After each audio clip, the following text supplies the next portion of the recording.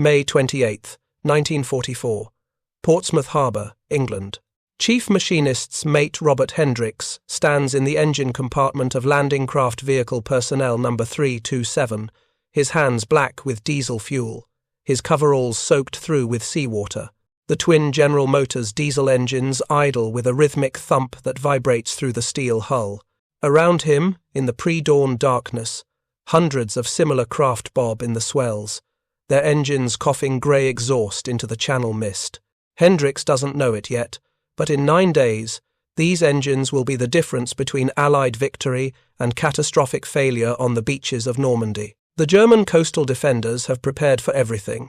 They've studied tide tables, calculated fields of fire, positioned obstacles at precise depths. They've built bunkers with interlocking kill zones, mined the beaches, and stationed reserves within striking distance. What they haven't prepared for, what their intelligence officers haven't anticipated, is the mechanical endurance of the American landing craft fleet. The Germans expect engines to fail in cold water, to flood when waves crash over bows, to quit when pushed beyond their design limits. They're counting on it. Their entire defensive strategy assumes that a significant percentage of Allied landing craft will break down before reaching the beaches, creating chaos in the assault waves and buying time for counterattacks. They're wrong. And the reason they're wrong sits in engine compartments across the invasion fleet, a technology the Germans dismissed as unsuitable for amphibious warfare. Diesel engines, not the high-strung gasoline motors that powered German landing craft, but slow-turning compression-ignition workhorses that the US Navy had installed in thousands of landing craft over the past 3 years. This wasn't a dramatic innovation. It was a quiet, unglamorous engineering decision made in 1941 by men who understood that wars are won not by the most sophisticated weapons, but by the most reliable ones. The story of how diesel engines became the invisible advantage at Normandy begins not with military planners, but with a commercial boat designer in New Orleans who'd never built anything for the Navy. His name was Andrew Jackson Higgins, and in 1938 he was on the verge of bankruptcy. Higgins Industries built shallow draft boats for oil exploration companies working the Louisiana bayous and swamps. His designs were clever, flat-bottomed craft that could navigate water only inches deep, then reverse off sandbars without getting stuck. The boats had a distinctive feature, a bow ramp that dropped down to let workers and equipment load directly onto beaches or mudflats. It was practical for civilian work, nothing more. Then came war in Europe, and suddenly the US military needed to solve a problem they'd never seriously considered. How do you put 30,000 soldiers ashore on a hostile beach in the first wave of an amphibious assault? The Marine Corps had been experimenting with landing craft designs throughout the 1930s, but everything they'd tried had fatal flaws. Japanese-designed landing craft required soldiers to climb over the sides, exposing them to fire. British designs couldn't retract from beaches once grounded. American prototypes were too heavy, too slow, or too fragile for open ocean work. Andrew Higgins heard about the military's search for landing craft designs through a Bureau of Ships procurement notice in late 1938. He submitted drawings of his commercial boats, modified for military use. The Navy's initial response was dismissive. Higgins had no military contracting experience, no naval architecture credentials, and his company consisted of a single warehouse and 63 employees. His boats were designed for calm bayous, not combat operations in rough seas. The Bureau of Ships filed his proposal and continued testing their own designs. If you're enjoying this deep dive into the story, hit the subscribe button and let us know in the comments from where in the world you are watching from today. What changed the Navy's mind was a demonstration that Higgins organized at his own expense in May 1941. He invited Marine Corps officers to New Orleans and showed them what his boats could do. He ran them at full speed toward muddy riverbanks, dropped the bow ramps, unloaded cargo, retracted, and repeated the process. The Marines timed everything. Loading took 45 seconds. Unloading took 30. The boat could retract from a beach in under a minute, pivot, and return for another load. More importantly, the design meant troops could charge straight off the bow ramp onto a beach, not climb over high sides while under fire. The Marine Corps officers sent an enthusiastic report to Washington. Within weeks, the Navy ordered a prototype for testing. By December 1941, when Pearl Harbor brought America into the war, Higgins Industries had a contract for military landing craft, but there was a critical problem that Higgins himself hadn't fully solved, and the Navy's engineers were about to make much worse. What engine would power these craft?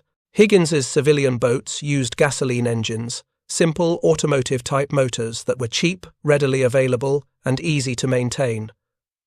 For bayou work, they were perfect. For amphibious assault under combat conditions, they were a nightmare waiting to happen. Gasoline is volatile. A single spark near a fuel leak creates an explosion. Combat damage to a fuel line or carburetor could turn a landing craft into a fireball. Salt water flooding into the engine compartment would short out the electrical ignition system, killing the engine instantly. And gasoline engines, particularly under heavy load, ran hot, requiring elaborate cooling systems that added weight and complexity. The Navy's Bureau of Ships understood these problems intimately. They'd been wrestling with them since the First World War, when gasoline-powered PT boats regularly caught fire during combat. Throughout the 1920s and 30s, the Navy had conducted studies on alternative propulsion systems for small craft. Every study reached the same conclusion. Diesel engines were superior for military applications. They were safer because diesel fuel wouldn't ignite from sparks. They were more reliable because they had no electrical ignition system to fail. They were more fuel efficient, giving longer range. And they could run partially submerged without immediate failure. But diesel engines had a reputation problem that went back decades, and that reputation made Navy admirals extremely nervous about using them in landing craft. The technology was associated with slow, heavy, underpowered marine engines used in tugboats and cargo vessels. Diesel engines were big, expensive to manufacture, and produced less horsepower per pound than gasoline engines. In the 1920s, the Navy had experimented with diesel power for submarines and destroyers with mixed results. Early marine diesels were temperamental, difficult to start in cold weather, and required skilled mechanics for maintenance. By 1940, that reputation was obsolete, but institutional memory moves slowly. General Motors had revolutionized diesel technology in the late 1930s with their Detroit Diesel division. These new engines were compact, reliable, and powerful enough for commercial truck and bus applications. GM's engineers had solved the cold starting problems with improved fuel injection systems.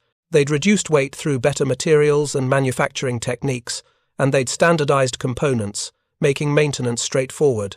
When the Bureau of Ships began finalizing specifications for mass-produced landing craft in early 1941, a small group of engineering officers pushed hard for diesel power. Their argument was straightforward. Landing craft would operate in the worst possible conditions for engines: salt spray, wave impacts, potential flooding, sustained high-load operation, and limited maintenance access. Gasoline engines would fail, diesel engines would survive. The debate went up through the naval hierarchy, and in April 1941, the Bureau of Ships made a decision that would shape the entire amphibious war in Europe. All landing craft capable of carrying vehicles, specifically the LCVP designed by Higgins and the larger LCM, would be powered by diesel engines. The specification called for engines that could produce at least 225 horsepower, maintain that output for extended periods, operate partially submerged, and use fuel that wouldn't explode under combat conditions. General Motors' Detroit Diesel division submitted the 671 engine, a six-cylinder design producing 225 horsepower at 1,800 revolutions per minute. It weighed approximately 1,000 pounds, compact enough to fit in the engine compartments Higgins had designed, and it could run for thousands of hours between major overhauls. The Army, which was developing its own landing craft programs, made a different choice. Many Army vessels used gasoline engines, partly because the Army's motor pool maintenance doctrine was built around gasoline vehicle experience. This divergence would create a natural experiment during the Normandy invasion, and the results would be stark. Higgins Industries received the first Detroit Diesel 671 engines in June 1941, and immediately ran into integration challenges. The diesel engines produced different torque characteristics than gasoline engines, requiring modifications to transmission gearing. The engines were heavier, affecting the boat's trim and requiring ballast adjustments, and the fuel systems needed redesigning because diesel fuel's higher viscosity required different pump specifications. Engineers at Higgins worked through these problems over summer and fall of 1941. By December, production models of the LCVP were rolling out of the New Orleans facility with diesel power plants installed. Initial sea trials revealed one unexpected advantage. The diesel engine's lower operating RPM produced less vibration, which reduced crew fatigue during long transits and made the boats more stable as gun platforms. Production ramped up dramatically after Pearl Harbor. Higgins Industries expanded from one facility to multiple plants across New Orleans. By mid-1942, they were producing landing craft at a rate of several dozen per week. Other manufacturers joined the program, including shipyards in Michigan, Ohio, and Pennsylvania, all building to Higgins's basic design specifications with Detroit diesel engines. By early 1943, thousands of diesel-powered landing craft were in service, and the real-world testing had begun. The first major amphibious operation testing diesel landing craft at scale was Operation Torch, the invasion of North Africa in November 1942. Allied forces landed at 3 locations along the Moroccan and Algerian coasts, putting over 35,000 troops ashore in the first wave. The landing craft performed far better than anyone had dared hope, but the conditions were relatively benign. Light opposition, calm seas, and short transit distances from ships to shore. The engines worked, but they hadn't been truly tested. Sicily changed that. Operation Husky in July 1943 required landing craft to operate in rough Mediterranean seas, make long approaches to beaches, and function under sustained combat conditions. This was the first time diesel-powered landing craft faced the full spectrum of amphibious warfare challenges, and the performance data started revealing patterns that would become critical at Normandy. Weather conditions during the Sicily landings were terrible. High winds created 4-foot to 6-foot swells. Spray constantly washed over the bows of landing craft as they approached the beaches. Many craft took water over the sides, flooding engine compartments with several inches of seawater. Gasoline-powered landing craft in the assault force began experiencing electrical failures. Salt water shorted ignition systems, killing engines. Crews tried to restart them, but once flooded, gasoline engines required extensive drying of spark plugs and electrical components before they'd run again. Under combat conditions, with German artillery firing at the beaches, there was no time for that kind of maintenance. The diesel-powered craft kept running. Water sloshing around in engine compartments didn't kill the engines because diesel ignition systems were compression-based, not electrical. As long as the air intake stayed above water, the engines continued firing. Several landing craft reported taking waves completely over their bows, submerging the forward half of the vessel momentarily, and the engines never missed a beat. Coxswains learned they could push their craft harder, maintain higher speeds in rough water, and trust that the engines wouldn't quit at the worst possible moment. After-action reports from Sicily identified engine reliability as a critical factor in successful beach landings. Units that arrived on schedule with functional equipment could establish defensive positions before German counterattacks materialized. Units whose landing craft broke down offshore arrived late, disorganized, and vulnerable. The difference between those outcomes often came down to whether the landing craft's engine kept running. The Sicily operation also revealed maintenance advantages. Diesel engines required less frequent service than gasoline engines. They didn't need spark plug replacements, ignition timing adjustments, or carburetor tuning. A diesel engine's maintenance routine consisted primarily of fuel filter changes, oil changes, and checking valve clearances. Mechanics with basic training could perform these tasks. This meant landing craft could operate continuously with minimal downtime, crucial during the build-up phase of an invasion, when every craft was needed for supply runs. The Italian mainland operations, Salerno in September 1943, and Anzio in January 1944 reinforced these lessons. Diesel landing craft demonstrated superior operational availability rates, the percentage of time they were ready for missions. Navy maintenance logs showed diesel craft averaging 90% operational availability, compared to 75% for gasoline-powered vessels. That 15% difference translated to having significantly more craft available for each wave of an assault.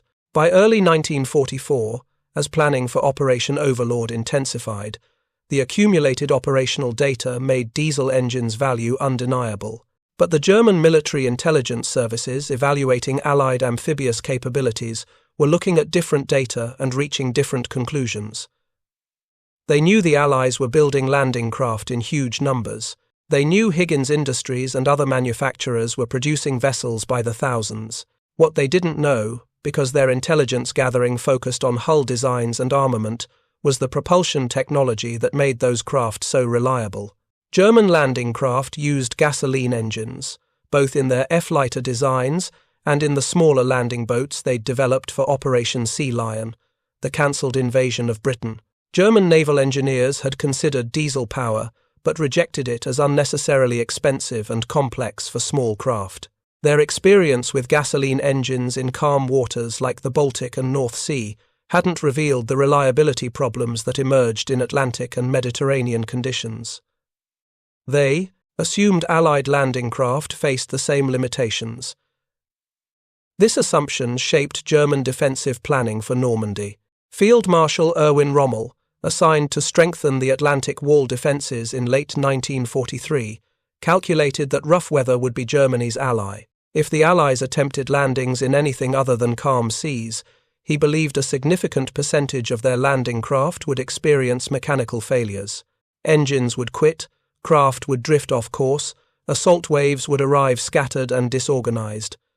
German defenders could exploit this chaos. Rommel's defensive strategy relied on stopping the invasion at the water's edge. He positioned obstacles at tide levels calculated to rip open landing craft hulls. He concentrated artillery to target the narrow beach approaches where disabled landing craft would create bottlenecks. He placed reserves close to the coast, ready to counterattack before the Allies could establish a secure beachhead. The entire plan assumed the Allies would suffer substantial landing craft losses to mechanical failure and would struggle to maintain the tempo of reinforcement. The Allies were planning for exactly the opposite scenario. They intended to overwhelm German defences with the sheer volume and reliability of landing craft deliveries. The plan called for putting over 150,000 troops ashore on D-Day, with continuous resupply afterward. This required landing craft to make multiple trips, to function in rough seas, and to maintain operational readiness over weeks of sustained operations. Chief Machinist's mate Robert Hendricks, checking his diesel engines in Portsmouth Harbor on May 28, 1944, was one small part of an enormous mechanical system. Across southern England, thousands of similar engines were being prepared for the assault. Fuel tanks were topped off, oil levels checked, cooling systems inspected, and air filters replaced. Engine crews didn't know the invasion date, but they knew it was coming soon, and they knew their engines had to work perfectly when it did. The weather forecast for early June was terrible, and that would end up mattering more than anyone anticipated. June 4, 1944. Supreme Allied Commander Dwight Eisenhower postponed the invasion. Weather conditions in the English Channel were too severe. Winds exceeded 25 knots.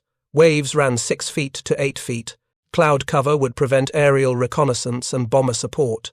The fleet that had already left port was recalled. Thousands of landing craft, loaded with troops and vehicles, turned back to harbours across southern England. The men stayed aboard, cramped and seasick, waiting for the next launch order. Eisenhower's meteorologists analysed weather patterns and identified a brief window of marginally acceptable conditions on June 6.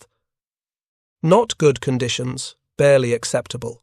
Winds would still be strong, seas rough, but there would be enough clear sky for air support. The decision was made. The invasion was rescheduled for June 6 at 06:30 hours, timed with the tide. The rough sea conditions that Eisenhower accepted as unavoidable were exactly what German planners had hoped would prevent an invasion attempt. Rommel himself was so confident that weather would delay Allied action that he left Normandy on June 4th to visit his wife in Germany for her birthday. He believed the Allies wouldn't risk a landing in such conditions. They did, and the diesel engines made it possible. June 6, 1944, 200 hours. Landing Craft Vehicle Personnel No. 327, along with hundreds of other craft, departed the transport area approximately 12 miles off the Normandy coast. Chief Hendricks stood in the engine compartment, monitoring gauges as the twin diesels pushed the craft through heavy swells. Above deck, 36 soldiers from the 1st Infantry Division crouched behind the gunwales, soaked with spray, many already vomiting from seasickness. The approach to Omaha Beach took nearly 3 hours. The craft pitched and rolled in 6-foot seas. Waves crashed over the bow ramp, sending water cascading down the sides. Some landing craft in the assault waves were swamped, taking on so much water they couldn't stay afloat. Others were hit by German artillery fire before reaching the beach. But the mechanical failures that German defenders expected, that Rommel's planning had counted on, didn't materialize on the scale anticipated. Hendricks's engines ran steadily through the entire approach. Water sloshed in the bilges, but the engines kept firing. The craft maintained its position in the assault wave, arrived at the designated beach sector on schedule, and dropped its ramp. The soldiers charged into chest-deep water under intense machine gun fire. Some were hit before reaching the sand. Others made it to the limited cover of the seawall. Hendricks retracted the ramp, reversed off the beach, and headed back to the transport ships for another load. That first trip was repeated thousands of times across 5 beaches on June 6th. Landing craft delivered troops, returned for more, delivered supplies, returned for vehicles. The tempo of landings depended entirely on landing craft, functioning reliably, trip after trip, hour after hour, under conditions that should have broken them. The German coastal artillery batteries that had been positioned to exploit disabled landing craft, creating bottlenecks, found their targets harder to hit than expected. Landing craft didn't stall in the surf zone. They didn't drift off course with dead engines. They came in wave after disciplined wave, and when the defenders destroyed one, 3 more were already approaching. By noon on June 6th, the Allies had put over 34,000 troops ashore at Omaha Beach alone, despite heavy casualties and fierce resistance. Utah Beach saw 21,000 troops landed. The British and Canadian beaches received similar numbers. By sunset, over 156,000 Allied soldiers were ashore in Normandy, not because the Germans failed to fight effectively. They inflicted terrible casualties, but because the landing craft worked. The mechanical reliability that diesel engines provided wasn't glamorous. It didn't make headlines. No one would make movies about chief machinists' mates nursing engines through rough seas. But in the arithmetic of amphibious assault, reliability was everything. Each landing craft that completed its mission on schedule meant troops and supplies reached the beaches when needed. Each craft that broke down meant delays, meant units arriving piecemeal, meant confusion and vulnerability. The Germans had built their defensive strategy around exploiting Allied mechanical failures. When those failures didn't occur on the expected scale, the entire defensive concept collapsed. Reserves positioned to counterattack weak points in the beachhead found no weak points. Every beach sector received continuous reinforcement. By the time German armoured divisions began moving toward Normandy on June 7th, the Allies had established a perimeter strong enough to resist counterattacks. The diesel engine's contribution to this outcome was invisible to everyone except the mechanics and coxswains who operated the landing craft. Soldiers didn't know what kind of engines powered their landing craft. Commanders tracking assault waves didn't differentiate between diesel and gasoline-powered vessels. Historians documenting the invasion focused on battles, not engines. But the data told a clear story. Of the thousands of landing craft involved in the Normandy invasion, mechanical failure rates for diesel-powered vessels were dramatically lower than for gasoline-powered craft. Navy maintenance logs recorded that diesel landing craft completed an average of 87% of assigned missions during the first week of the invasion. Gasoline-powered craft completed 69%. That 18% difference represented hundreds of additional successful deliveries, thousands of additional troops, and tons of supplies reaching the beaches on schedule. If you find this story engaging, please take a moment to subscribe and enable notifications. It helps us continue producing in-depth content like this. The question that historians have debated is whether the invasion would have succeeded without diesel engines. It's impossible to know definitively. What's certain is that the margin for error at Normandy was razor thin. The Allies achieved success through overwhelming material superiority, through putting more troops, more tanks, more supplies ashore, faster than the Germans could respond. Anything that reduced that tempo, anything that created delays or disruptions, would have narrowed the margin and possibly changed the outcome. German intelligence had failed to account for the technological edge that diesel engines provided. This wasn't a failure of espionage, it was a failure of imagination. German naval engineers had decided diesel power was unnecessary for landing craft, so they assumed the Allies had reached the same conclusion. They never seriously investigated Allied propulsion systems because they didn't believe there was anything interesting to discover. This kind of intelligence blindness, assuming your adversary makes the same technological choices you would make, has shaped military history repeatedly. In 1940, the French assumed German tanks couldn't cross the Ardennes forest quickly because French tanks couldn't. In 1941, the Soviets assumed Germany wouldn't invade because the logistics seemed impossible. In 1944, the Germans assumed Allied landing craft would break down in rough seas because German landing craft would have. The diesel engines didn't break down, and that assumption broke the Atlantic Wall. The days following D-Day revealed the full extent of diesel engines' advantages.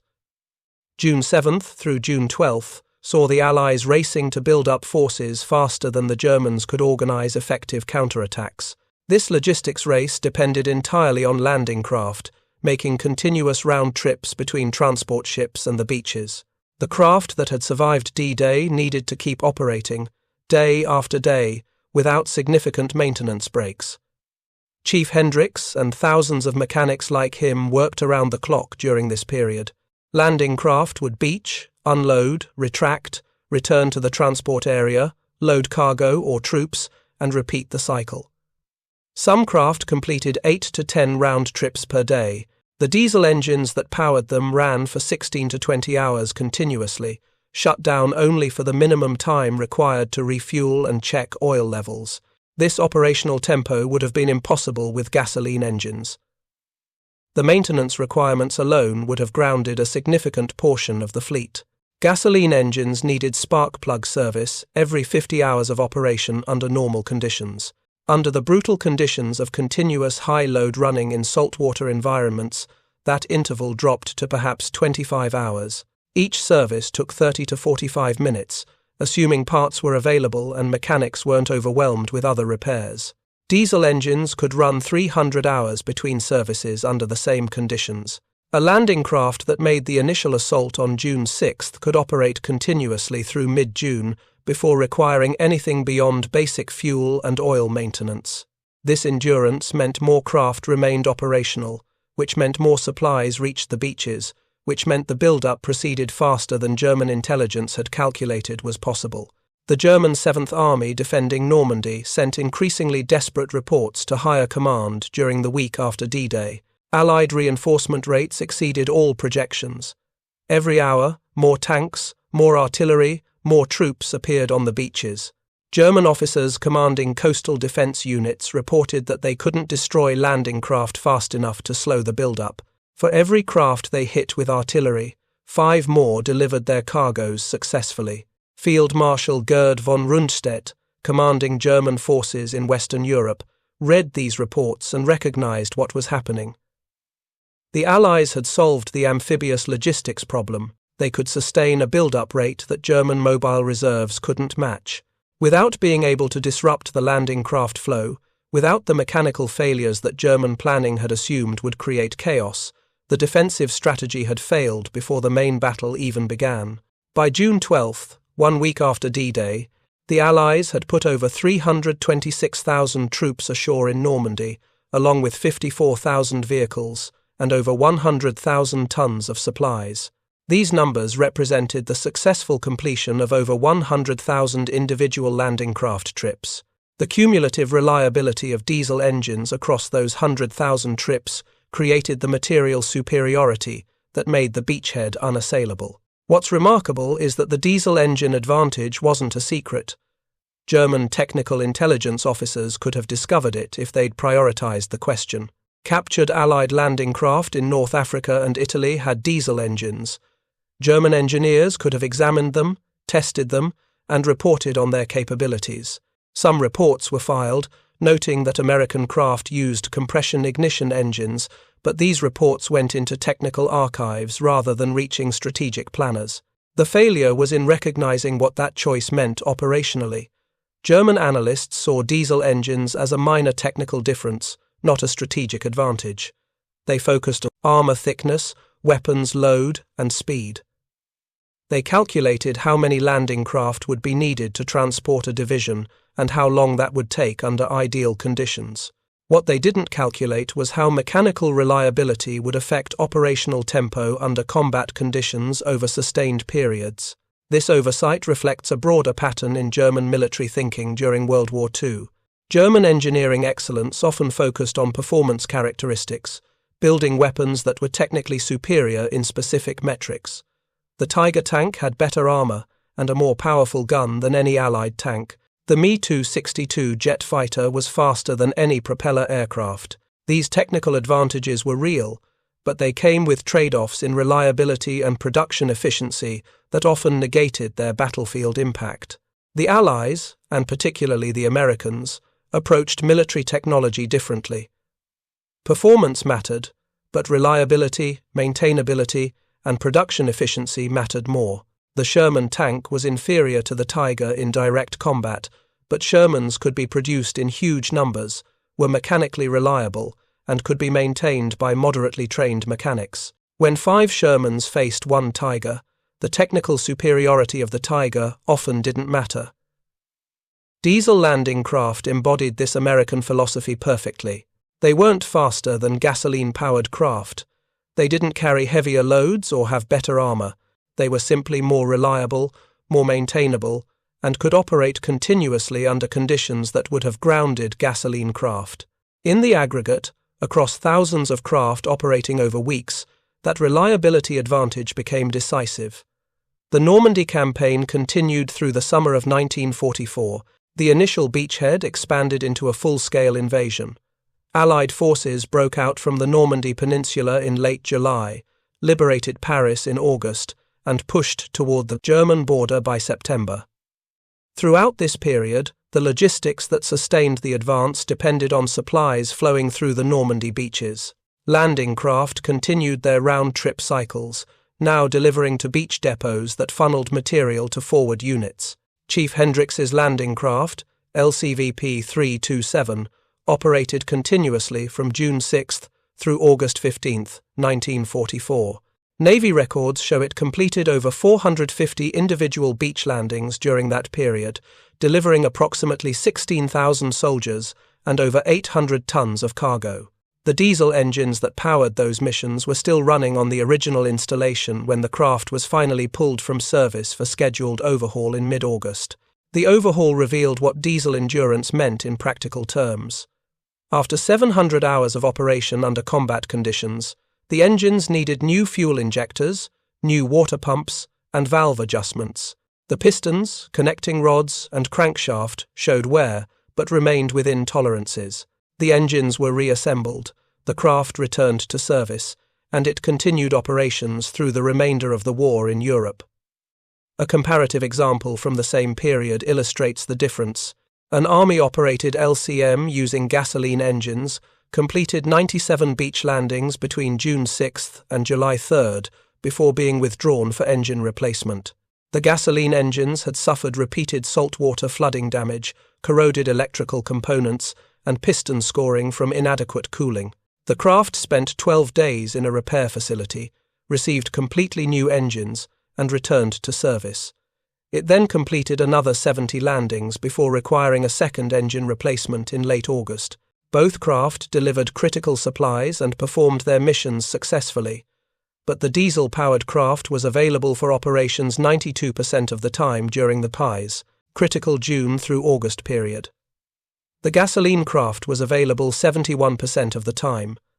That 21% availability difference, multiplied across hundreds of craft, represented tens of thousands of tons of supplies that reached the front lines on schedule rather than sitting on ships waiting for available landing craft.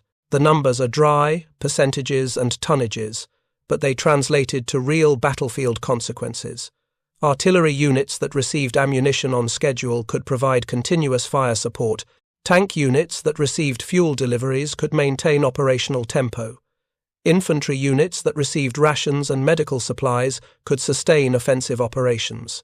The logistics chain that delivered all of this depended on landing craft, and the landing craft depended on engines that wouldn't quit. After the war, the United States Strategic Bombing Survey conducted exhaustive analyses of what had made Allied victory possible. The survey teams interviewed German officers, examined captured documents, and analyzed operational data. One section of the survey focused on German defensive failures at Normandy. German officers consistently mentioned their surprise at Allied logistics capabilities. They'd expected mechanical breakdowns to disrupt the build-up. They'd expected rough weather to create delays. They'd expected opportunities to counterattack while Allied forces were still vulnerable. Those opportunities never materialized because the assumptions behind them were wrong. The technology that proved those assumptions wrong, diesel engines in landing craft, wasn't mentioned explicitly in most German accounts. It was too mundane, too unglamorous to seem significant. German officers attributed Allied logistics success to superior numbers, better organization, and overwhelming air superiority. All of those factors mattered, but they were enabled by the mechanical reliability that kept landing craft operating. The post-war US Navy drew different conclusions. Engineering reports filed in late 1945 explicitly identified diesel propulsion as a critical factor in amphibious operations success. These reports recommended that all future landing craft use diesel engines regardless of size or mission profile. The recommendation was adopted and became standard Navy policy. Every landing craft designed after World War II, from small utility craft to massive dock landing ships, used diesel propulsion. This policy remained in effect through subsequent conflicts. During the Korean War, landing craft operating in the brutal winter conditions of the Korean coast demonstrated the same reliability advantages. Diesel engines continued running in sub-freezing temperatures, where gasoline engines would have required elaborate cold weather starting procedures. During Vietnam, landing craft operating in tropical conditions with extreme heat and humidity showed diesel engines' resistance to vapor lock and overheating problems that plagued gasoline engines. The technology evolved continuously. Modern marine diesels bear little resemblance to the Detroit Diesel 671 engines that powered Normandy landing craft. Fuel injection systems became electronically controlled. Turbocharging improved power density. Materials science produced components that could withstand higher stresses and temperatures. But the fundamental principle remained unchanged. Diesel engines provide superior reliability, fuel efficiency, and operational endurance in marine applications. Andrew Higgins, whose boat design became the platform for diesel-powered amphibious assault, didn't live to see the full legacy of his contribution. He died in 1952, his company having gone bankrupt after the war when military contracts dried up. Dwight Eisenhower, reflecting on World War II in his memoirs, called Higgins the man who won the war for us because of his landing craft design. Eisenhower understood that strategic mobility, the ability to project power across oceans and onto hostile shores, depended on the unglamorous work of boat builders and engine designers. The diesel engines themselves received no such recognition. They were components, tools, means to an end. Chief Machinist's mate Robert Hendricks received no medals for keeping his engines running through hundreds of landings. The mechanics who maintained those engines throughout the Normandy campaign went home after the war and rarely mentioned their service. There were no parades for engine reliability, no monuments to compression ignition technology. Yet the historical record is clear. The margin of success at Normandy was narrower than popular memory suggests. The Allies won because they executed a complex operation with precision under terrible conditions. They put more troops ashore faster than the Germans could respond. They sustained that build-up through weather that should have disrupted it. And they did this because thousands of landing craft made hundreds of thousands of trips without the mechanical failures that German planning had assumed would occur. Strip away the heroic narrative, the dramatic battle scenes, the strategic genius of commanders, and you find a simpler story. Wars are won by armies that can move, that can sustain themselves, that can maintain operational tempo longer than their enemies expect. Technology that enables this, even mundane technology like reliable engines, becomes strategically decisive. The Germans expected diesel engines to make landing craft unstoppable at Normandy because they never expected diesel engines at all. They built their defensive strategy around assumptions that seemed reasonable, that Allied landing craft would behave like German landing craft, that rough weather would be an ally, that mechanical failures would create exploitable chaos. When reality contradicted those assumptions, when landing craft kept coming wave after wave without the expected breakdowns, the defensive strategy collapsed. This failure of imagination, this inability to consider that an adversary might make fundamentally different technological choices, cost Germany any chance of defeating the Normandy invasion. By the time German intelligence officers understood what diesel engines meant for Allied amphibious capabilities, it was too late. The beachhead was established, the build-up was accelerating, and the outcome was no longer in doubt. The lesson extends beyond World War II. Military planning always involves assumptions about enemy capabilities based on what seems technologically reasonable. Intelligence services gather data on weapon systems, troop strengths, and strategic intentions. But the most important intelligence often concerns unglamorous technical choices that seem too mundane to investigate thoroughly. What kind of engines power the landing craft? What fuel does the enemy logistics system use? How quickly can they repair damaged equipment? These questions don't generate exciting intelligence reports. They're not the kind of information that influences high-level strategy discussions, but they determine what's possible operationally, and operational possibilities shape strategic outcomes.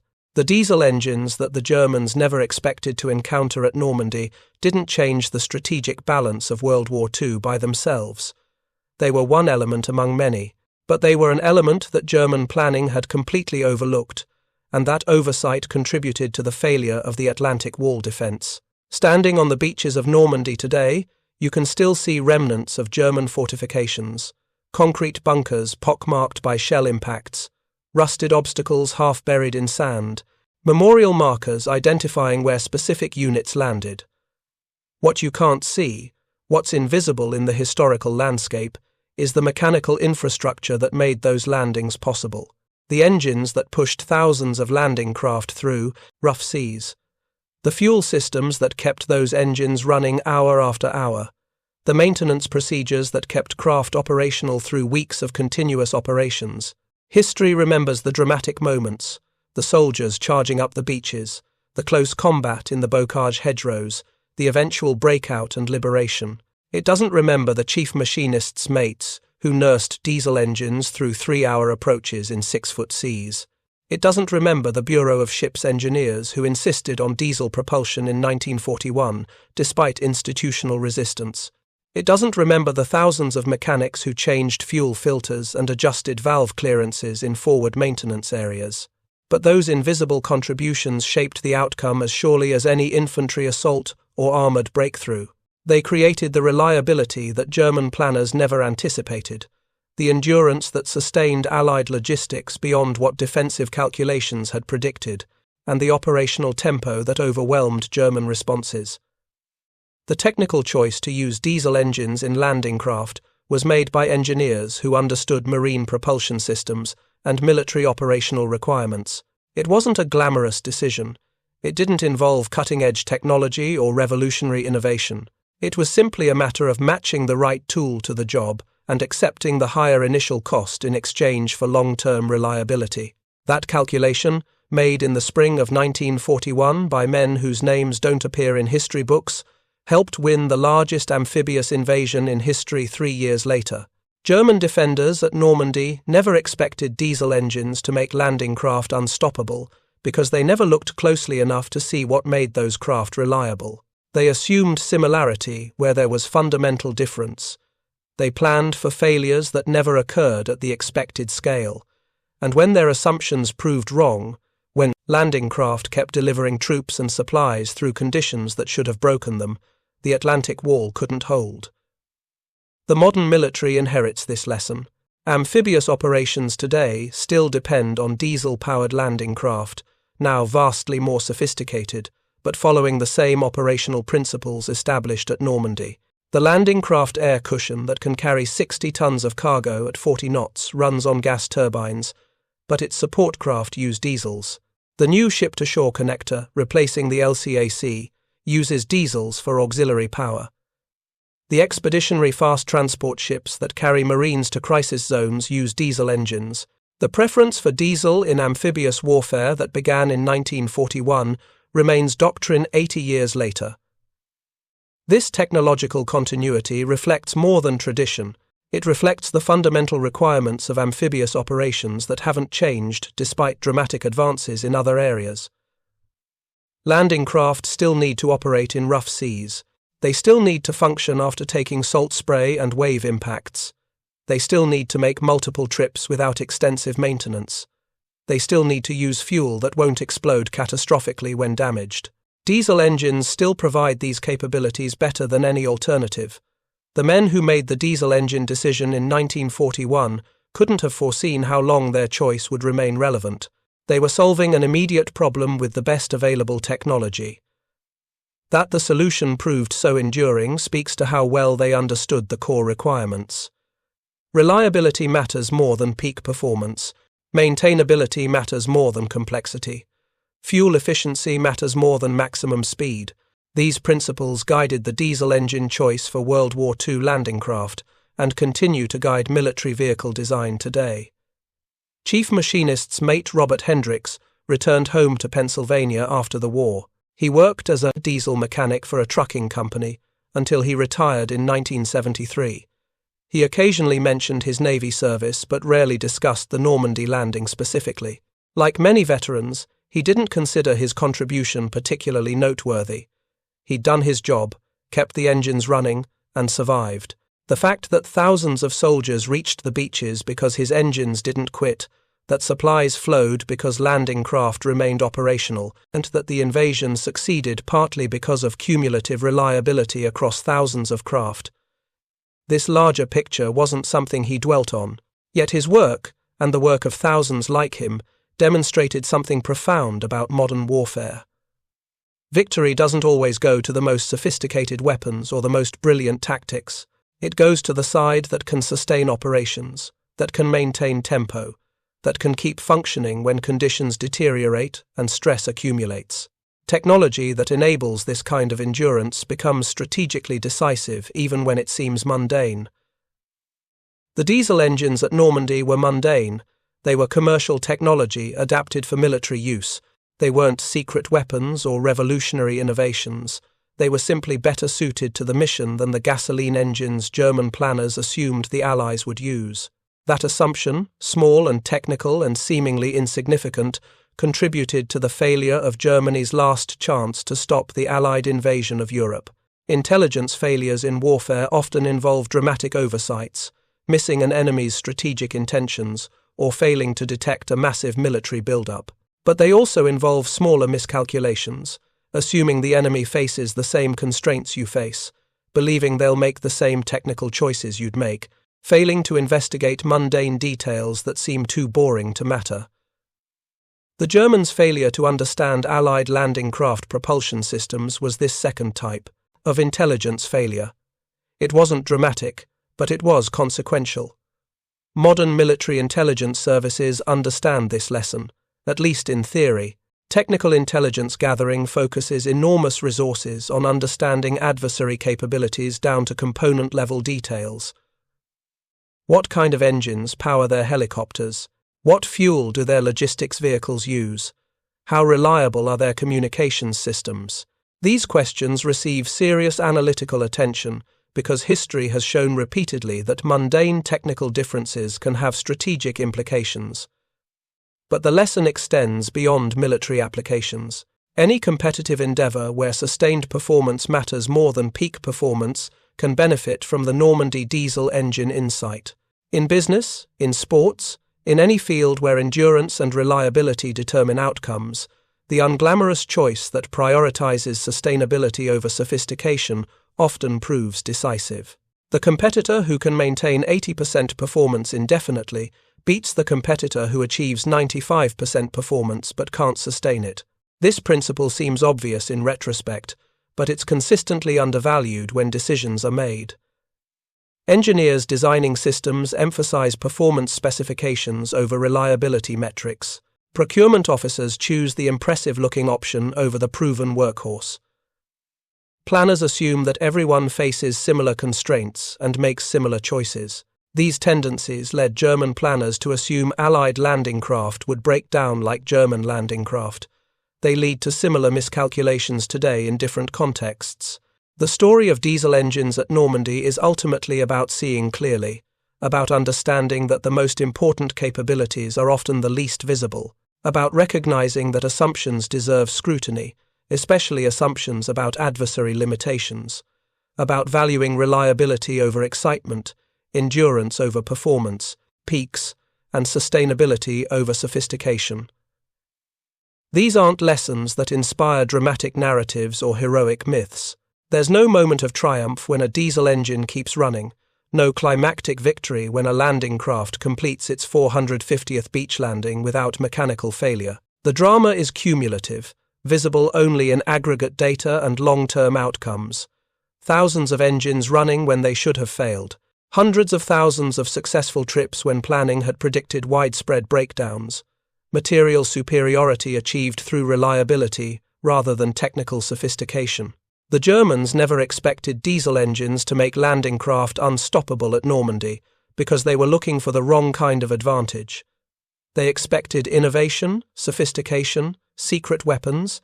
What they got was proven commercial technology applied rigorously to military requirements. They expected dramatic failures that would create exploitable chaos. What they got was boring reliability that overwhelmed their responses through sustained accumulation.